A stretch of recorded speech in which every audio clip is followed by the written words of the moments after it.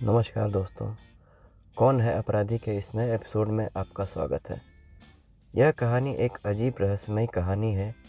यह कहानी एक सैंटियागो फ़्लाइट, जो कि सैंटियागो एयरलाइंस की फ़्लाइट थी EWA 513।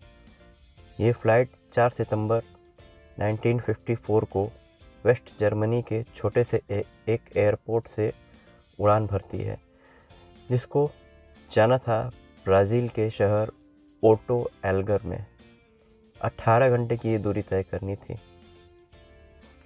86 यात्री व 4 क्रू मेंबर थे। Total 92 passenger. दोपहर को उड़ान भरती है। कुछ देर बाद अटलांटिक ओशन के ऊपर जब उड़ान भरती है तो कुछ देर बाद इस विमान का संपर्क ग्राउंड के एयर ट्रैफिक कंट्रोल से कट जाता है और हवा में कहीं खो जाता है। आमतौर पर यह माना जाता है कि अगर विमान का संपर्क यदि रडार से कट गया है तो विमान का हादसा हो चुका होता है या फिर कुछ अनहोनी हो चुकी होती है। फिर भी इस विमान की तलाश की जाती है और जो लास्ट लोकेशन थी विमान की, वहाँ पर बचाव दल को भेजा जाता है ताकि कुछ पता चल सके। वेस्ट जर्मनी व ब्राज़ील दोनों जगहों की टीमें इस बचाव अभियान में लगती हैं। हर मुमकिन प्रयास होता है विमान को या उसके मलबे को ढूंढने का प्रयास किया जाता है। दूसरे देशों से भी मदद ली जाती है, पर ना तो प्लेन मिलता है, ना ही मलबा और ना ही लाशें। तलाश जारी रहती है। महीना, समय, साल बीतता जाता है, परंतु कोई भी सुराग नहीं लगता है। अलग अलग कयास लगाए जाते रहते हैं कि इतना बड़ा समुद्र, विमान कहीं अंदर गहरे पानी में तो नहीं चला गया या कहीं फंस गया होगा। और भी बातों का कयास लगाया जाता है। बरमुडा ट्रायंगल की भी बात सामने आती है, लेकिन किसी नतीजे पर कोई नहीं पहुंचता है। धीरे धीरे वक्त बीतता है। दोनों देश जांच जारी रखते हैं, पर कोई फ़ायदा नहीं। काफ़ी वक्त बीतने के बाद जांच एजेंसियां इस नतीजे पर पहुंचती हैं कि विमान का दुर्घटना हो चुका है और मान लिया जाता है कि सभी 92 लोगों की मौत हो चुकी है और फाइनल रिपोर्ट लगा दी जाती है। धीरे धीरे वक्त बीतता जाता है। लगभग 35 साल बाद, यानी कि 1989 का वक्त आ जाता है। अचानक ब्राज़ील में 12 अक्टूबर 1989 को ATC को एक प्लेन दिखाई दे रहा है। वो प्लेन ना ATC से संपर्क कर रहा है और ना ही कोई संपर्क ले रहा है। धीरे धीरे वो प्लेन रनवे के करीब आ जाता है। ATC में हड़कंप मच जाती है। तुरंत रनवे को खाली कराया जाता है जिससे विमान लैंड कर सके। वो प्लेन आखिरकार लैंड कर जाता है। परफेक्ट लैंडिंग थी। लैंड करने के बाद प्लेन रुक जाता है। इधर ATC ने सभी सुरक्षाकर्मियों को जानकारी दी। अनजान प्लेन, ATC से कोई संपर्क नहीं, लैंडिंग परफेक्ट। सभी अचंभित, आश्चर्यचकित। सारे सिक्योरिटी गार्ड रनवे पर जाते हैं और प्लेन को चारों तरफ से घेर लेते हैं। जब करीब जाते हैं तो पहली नज़र में ये लगता है कि ये कोई न्यू ब्रांड का प्लेन है।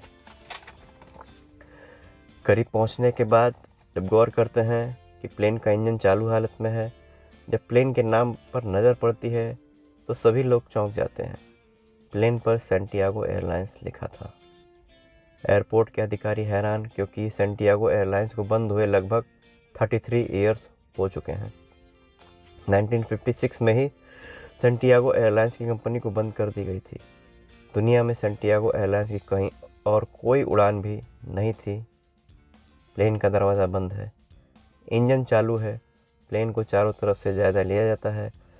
फिर अचानक इस प्लेन को देखकर कुछ और लोगों में घबराहट होने लगती है, क्योंकि इस प्लेन की कहानी कुछ लोग को मालूम थी कि ये प्लेन 35 साल पहले उड़ा था और दुर्घटनाग्रस्त हो चुका था। पर ये अचानक प्लेन यहाँ कैसे आ गया? फिर इस प्लेन के दरवाज़ों को खोला जाता है बाहर से, अंदर से कोई नहीं खुलता है। कुछ अधिकारी इस प्लेन के अंदर दाखिल होते हैं और जैसे ही वो दाखिल होते हैं, चीखते हुए अंदर का नज़ारा देखकर वापस बाहर आ जाते हैं। वो अंदर देखते हैं कि सारे पैसेंजर अपनी अपनी सीट पर बैठे हैं, लेकिन वो सारे कंकाल में हैं। सारे के सारे मृत हैं। फिर बाकी सुरक्षाकर्मी भी अंदर दाखिल होते हैं। सभी पैसेंजर अपनी सीट पर बैठे हैं, सीट बेल्ट लगी है। कुछ सुरक्षाकर्मी कॉकपिट में जाते हैं। एयर होस्टेस व दोनों पायलट भी कंकाल बने बैठे हैं। हैरानी की बात यह है कि पायलट का हाथ कंट्रोल सिस्टम पर ही था और इंजन चालू था। कई बार तलाशी ली जाती है, विमान की परफेक्ट लैंडिंग कैसे हुई ये जांची जाती है, लेकिन कहीं से कुछ पता नहीं चलता है। ब्राज़ील सरकार ने इस खबर को बाहर आने से रोक दिया था। फिर इंटरनल जांच शुरू हुई। सब हैरान कि कुछ साल पहले जो गायब हुआ विमान था वो अचानक कैसे आ गया। ये 35 साल तक प्लेन कहाँ था? आखिर 35 साल बाद इस प्लेन को जहाँ लैंड करना था वहीं पर परफेक्ट लैंडिंग कैसे की? सभी यात्री कंकाल कैसे बने? एक कंकाल प्लेन को लैंड कैसे करा सकता है? अब हर प्रकार की जांच एजेंसियां इस विमान को जांच करने लगीं। सबकी अलग अलग थ्योरी सामने आई। सबसे बड़ा सवाल ये था कि 35 साल तक ये प्लेन कहाँ गुम था। ब्राज़ील की सरकार ने काफ़ी गोपनीयता रखी जांच की ताकि पैनिक ना फैले पब्लिक में। जांच के बाद अंत में 2-3 चीज़ें सामने आईं। पहला, जब यह प्लेन उड़ा तो किसी टाइम ट्रेवल का शिकार हुआ होगा, मतलब समय के चक्र में यह प्लेन फंस गया होगा। अब टाइम ट्रेवल क्या होता है? कहा जाता है कि हमारी धरती पर जो समय होता है, टाइम ट्रेवल में वही समय काफ़ी सुस्त हो जाता है, धीमी रफ्तार से समय बीतता है। एक और थ्योरी आई कि एलियंस ने प्लेन को हाईजैक किया होगा जिससे ये घटना हुई, लेकिन पुख्ता जानकारी नहीं मिली। सवाल बहुत है पर जवाब नहीं मिला। सवाल आज भी वही है।